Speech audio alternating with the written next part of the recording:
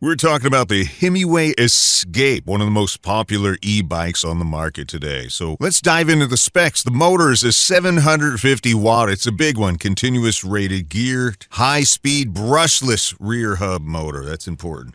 And now at 750 watts is pretty peppy, pretty powerful. It's going to provide about 80 newton meters of torque, which is equal to about 59 foot-pound force for those playing at home. Remember, torque is force times distance, and horsepower is torque times RPM.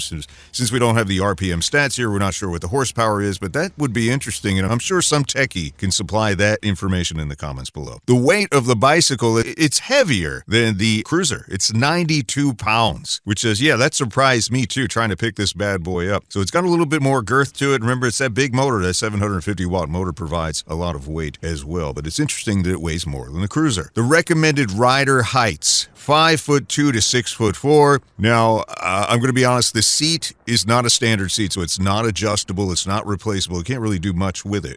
So if you're 5'2", you might have a little bit of challenge putting your feet down. You may have to kind of slide off the seat and put your feet down to stabilize it when you're stopped. At 6'4", I'm about 6 foot. My legs, I can pedal it pretty well and rest my legs on it pretty easily, but it is, when you get a little bit taller than 6 foot, it might be a little bit of a stretch to be comfortable on the bike, I guess is what I'm looking for here.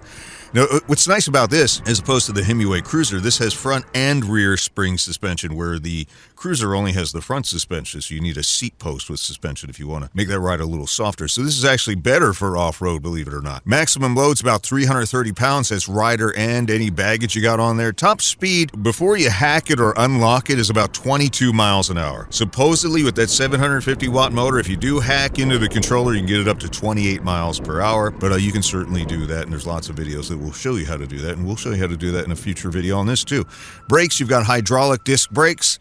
You've got a 48 volt, 14 amp hour battery, which multiplies into 672 watt hours, so that's going to give you about 20 to 35 miles on a full charge, depending on the rider's weight, how much inflation you have in the tires, the incline. If you're going up big hills, it's going to be a little bit less, and how much pedal input you put in there. So if you're pedaling a lot and supplying a lot of the power, especially from a dead stop, you're going to get a little bit more range out of that battery. It's got the 4-inch Kenda fat tires. They're 20 inches in diameter. It's got a 6061 aluminum frame, 5 pedal assist settings. So you can set it to the lowest, which is going to get you up about 15 miles an hour, and all the way up at pedal assist 5, it's going to get you up to about 22 or whatever you max it out at. You've got the LCD display with the speedometer. You've got the pedal assist level indicator, odometer, trip meter, and some other stuff in there too. Comes with a front and rear LED light, which is nice, with a big, large headlight. Not super bright. You could change it and add something else to there if you're riding at night, and you probably should. It's got a half-twist throttle, which is nice. Personally, I'm not a big fan of the thumb throttles. You feel like you're really on a motorcycle, which essentially is almost what it is. Comes with a rear rack, which is supplemented with some kind of treated wood, and also front and rear fenders.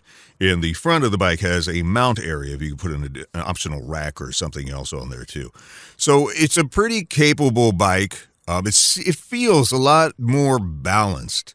I mean, it's just a really nice, balanced ride on this thing. Personally, I like being a little bit closer to the ground. I feel like I can put my feet down a little easier. And when Felicia rides this too, it's a good size for her. She's about 5'3", 5'4", and she has no problem riding this guy as well. So the shorter people are going to definitely feel more comfortable on this than on the Cruiser. The Cruiser's a pretty big bike, especially the non-step through. The thing's got some torque. It moves. It goes pretty fast, and it will surprise you. If you've never ridden an e-bike before, I always tell people, be ready. Be ready for that thing to pull on you. It's going to give you a good tug as soon as you hit that thing off, and the thing's going to cook. So definitely wear your protection, wear your helmet, and probably a pair of long pants and a long sleeve shirt as well, because you just never know. The Himiway Escape, ladies and gentlemen. Hey, comment with your thoughts below, and please like and subscribe. We're going to have a whole bunch more e-bike reviews coming up shortly. Thanks for watching.